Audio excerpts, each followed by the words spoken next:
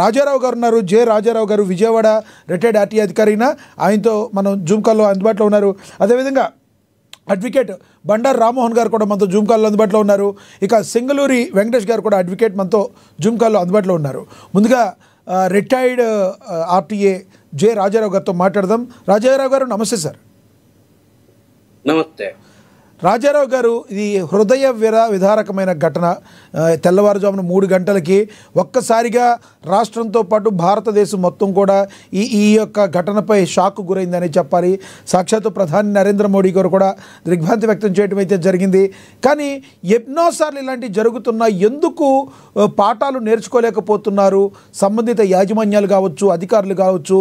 ఏం చేస్తున్నట్టు? ఈ పాపం ఎవరిదంటే ఏం చెప్తారు సార్ మీరు? ఈ పాపము ఎవరిదంటే మనం చెప్పడానికండి, ప్రమాదాలు జరగటానికి 4 కారణాలు ఉన్నాయి సార్. ఒకటి మానవ తప్పిదం, రెండవది వాహన కండిషన్, మూడవది వెదర్ కండిషన్. ఇవన్నీ కూడా కలిపితే ప్రమాదాలు ఒకే కారణభూతాలు అయిపోయి మన మీద పడుతూ ఉన్నాయి. దానికి ముఖ్యంగా రోడ్డు కండిషన్ కూడా ఒకటి ప్రాముఖ్యమైనది. రోడ్డు కండిషన్ కూడా మనం చూసుకోవాలి. యాక్చువల్గా మానవులు, ముఖ్యంగా డ్రైవింగ్ చేసేటటువంటి వ్యక్తులు డ్రైవింగ్ డ్యూటీకి వెళ్ళేటప్పుడు చాలా జాగ్రత్తలు కొన్ని పాటించాలి. జాగ్రత్తలు అనగా తన ఆరోగ్యం మంచిగా చూసుకోవాలి, ఆరోగ్యం కాపాడుకోవాల్సిన అవసరం ఉన్నది. డ్రైవింగ్ అంత లాంగ్, హైదరాబాద్ టు బెంగళూరు అని అంటే దగ్గర కాదు, లాంగ్ జర్నీ, లాంగ్ జర్నీ. అంత జర్నీ చేసేటప్పుడు చాలా జాగ్రత్త వహించవలసింది మానవులుగా వీళ్ళ మీద బాధ్యత. డ్రైవర్లు ఆరోగ్యాన్ని కాపాడుకోవాలా. రెండవది, తప్పు చేయకుండా మత్తు పదార్థాలు, ఆల్కహాల్ అటువంటివి తీసుకోకుండా, ఇతర మత్తు పదార్థాలు వాళ్ళు ఏం చెబుతారంటే, సార్ నిద్ర వచ్చిన కాపాడుకోవడానికి ఇవి తప్పట్లేదు సార్ మాకు అనేటటువంటిది కొన్ని కారణాలు చెప్తూ ఉంటారు. ఆరోగ్యాన్ని మంచిగా కాపాడుకోవాల్సిన అవసరం వాళ్ళ మీద ఉంది. ఎప్పటికప్పుడు సైట్ని, కళ్ళు కూడా టెస్ట్ చేయించుకుంటాం, ఇటువంటివన్నీ కూడా చేయించుకోవాల్సిన బాధ్యత డ్రైవర్ల మీద ఉన్నది. మంచిగా సోదరులుగానే నేను భావించి చెప్తున్నాను. వాళ్ళ సేఫ్టీని కూడా కాపాడుకుంటాకి ఇవి పనిచేస్తాయి ఈ పద్ధతులు. రెండవది వెహికల్ కండిషన్ చూసుకోవాల్సిన బాధ్యత ఓనర్ గారిది. ఆ ఓనర్ గారు ఇప్పుడు ఎక్కడ ఏది రిపేర్ వస్తే దాన్ని వెంటనే సరి చేయవలసిన బాధ్యత వాళ్ళ మీద ఉన్నది.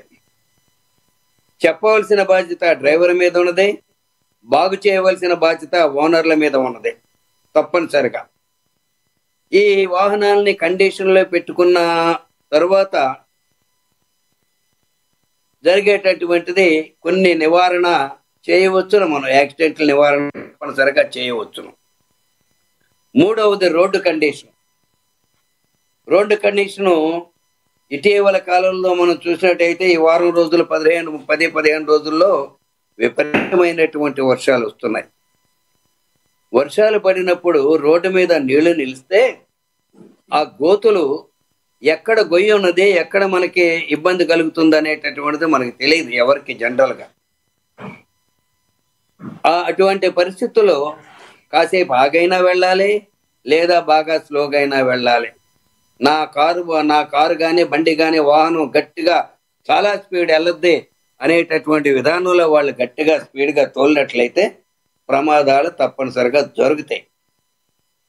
అవసరమైనప్పుడు సకాలంలో రోడ్లను బాగు చేయించేటటువంటి విధానం కూడా ప్రభుత్వం తీసుకుని, ఇటీవల బాగా రోడ్లు వేస్తున్నారు, తీసుకుని ఎక్కడికక్కడ మంచిగా రోడ్లు వేసినట్లయితే ఈ ప్రమాదాలని తప్పించేటటువంటి అవకాశాలు చాలా ఉంటాయి.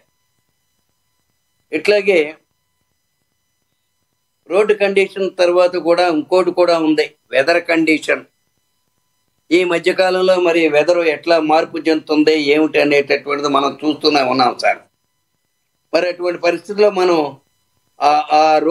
సరిగా విపరీతంగా దప్పడిని వర్షం పడుతుంటే ముందు నీకు క్లియర్ చేయడానికి ఎంత వైపరున్నా ఆ వర్షంలో మనకి ప్రమాదాల నుంచి తప్పించుకునేటటువంటి వీలు ఉండదు. చాలా జాగ్రత్తగా వెళ్ళవలసిన అవసరం ఉందని మనం చేసుకుంటున్నాను. వీటి మీద మనం చేసినట్లయితే ఇప్పుడు మనం చూస్తే రోజు రోజుకే ప్రమాదాలు పెరుగుతూ ఉన్నాయి.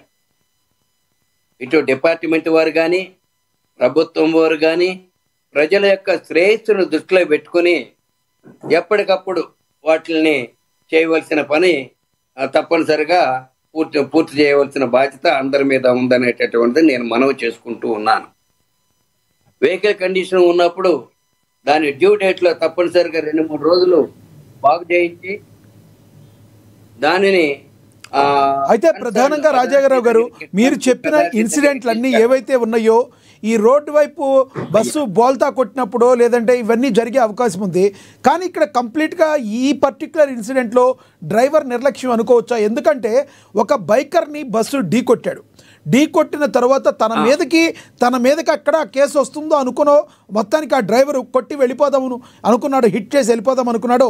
దాదాపు 300 మీటర్ల పైచీలకు వెళ్ళిపోయేటప్పటికి ఆ రాపిడికి బస్సు కిందకి ఆ బైక్ వెళ్ళిపోయి ఒక్కసారిగా మంటలు వ్యాపించాయి. అంటే ఇది యొక్క డ్రైవర్ యొక్క నిర్లక్ష్యం స్పష్టంగా మనం అనుకోవచ్చా? తప్పనిసరిగా. ఎందుకనంటే ఒక ప్రాణాన్ని అక్కడ ఒక రోడ్డు మీద ఒక ప్రాణాన్ని తీస్తాడు కదా. మరి తద్వారా 22 మందిని అతనితో పాటు చనిపోవటం అంటే డ్రైవర్ బ్రేక్ వేస్తే వెహికల్ ఆగిపోతుంది. మరి అక్కడ ఉన్న కండిషన్ ఏమిటి, ఎందుకు అలా చేశాడు అనేటటువంటి అది మనం వాళ్ళకే వదిలేసే పరిస్థితి మనం ఏం చెప్పలేము. శ్రద్ధ ఉండాలి డ్రైవర్కి. ఆయన తన ప్రాణం తనకి ఎంత ముఖ్యమో రోడ్డు మీద వెళ్ళేటటువంటి వాళ్ళ ప్రాణం కూడా అదే ముఖ్యమని